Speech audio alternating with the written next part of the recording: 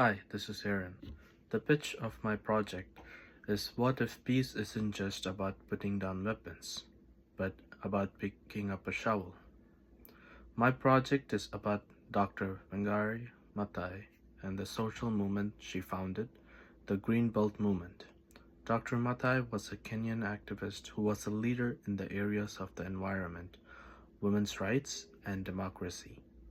In 2004, she made a history by becoming the first African woman to win the Nobel Peace Prize.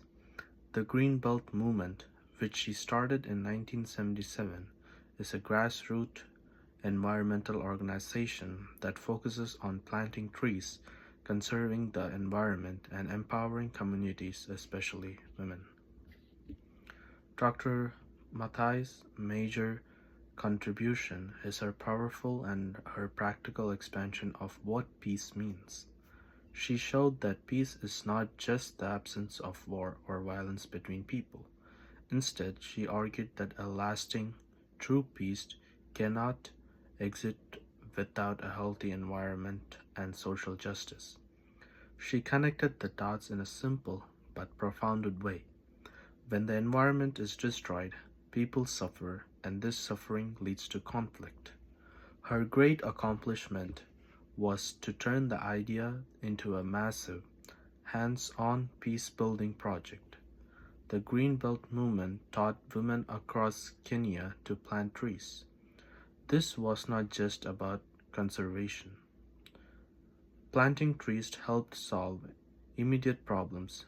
Trees provided firewood, food like fruits, and building materials which reduced poverty. Trees also stopped soil erosion and protected water sources, which made farming better. By giving women the skills and a small payment to plant trees, the movement helped them to gain economic independence and respect in their communities. In context of our theology of peace class, Dr. Mattai's work is a perfect example of positive peace. Negative peace is simply stopping a fight. Positive peace is about building the kind of society where fights are less likely to start. Her work shows that to build positive peace, we must heal our relationship with Earth. When we destroy nature, we create the conditions for poverty and conflict. When we heal the land, we are also healing communities and building a foundation for a peaceful society. This fits perfectly into the unit on peace building and reconciliation, as it shows the reconciliation isn't just between people, but also between humanity and the natural world. I believe this topic would be very interesting to my fellow students for several reasons. First, it is a story of hope and action. In a world where problems like climate change and social injustice can feel too big to solve, but Dr. Matai's story shows that one person's idea can grow into a movement that changes a whole country and inspires the world. It proves that ordinary people can do extraordinary things. Second, it connects directly to our lives today. Many of us are concerned about the environment and social justice. Dr. Mattai's work links these two issues in a way that is easy to understand and deeply meaningful. It moves the idea of peace out of history books and into the real world of trees, soil, and community action.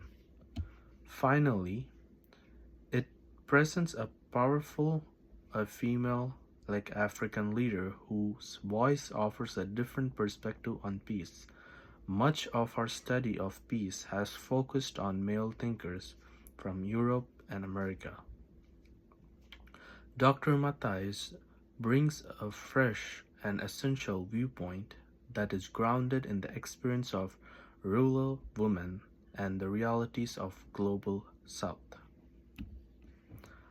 I would place this topic in the unit on peace building and reconciliation. Specifically, I would present it after we have learned about the basics of conflict resolution between two groups of people. This would be the perfect moment to expand the discussion using Dr. Mathai's work to ask, what if the conflict is also with our planet? Her example would challenge us to think bigger about what needs to be reconciled for true peace to flourish. Looking at Dr. Mathai's work through what we have learned in class, it stands as a brilliant and practical model of integral peace building. In class, we have discussed how peace is holistic. Dr. Mathai's work embodies this.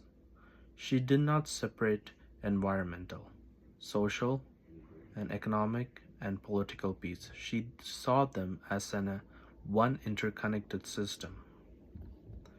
Her approach aligns with the concept of shalom. From the Judeo-Christian tradition that we have studied a vision of peace as wholeness, completeness, and right relationship with God, other people, and all of creation. The Green Belt movement was a practical effort to restore this shalom to hurting communities and damaged land. We have also learned about the importance of non-violent action. Dr. Mathai and the Green Belt movement practiced this consistently. They faced a lot of opposition from a government that wanted to sell public forests to its friends. Dr. Mathai led protests and was arrested, beaten, and mocked. But she never gave up and she never used violence. Her weapon was the trees, seedling, and the power of organized, peaceful people. This is a powerful, real-world example of the principles of non-violence we have studied in class. In short, Dr. Mathai's theology of peace was one of action. She believed that faith without works is dead. Her life shows that caring for God's creation is not a separate issue, but is essential to the work of building a just and a peaceful world. The video that I would assign is her Nobel Peace Prize lecture in 2004. In this speech, she clearly and passionately explains the link between the environment, democracy, and peace. It is inspiring and directly lays out her core ideas. The reading that I would assign will be her first chapter of her memoir, titled as Unbowed. This chapter tells the story of her childhood in a lush, green Kenya and how she saw the environment degraded over time. It beautifully sets the stage for understanding why she started her work and connects her personal story to the large national and global story. These two resources together would be great for students for a direct connection to Dr. Mathai's powerful voice and vision.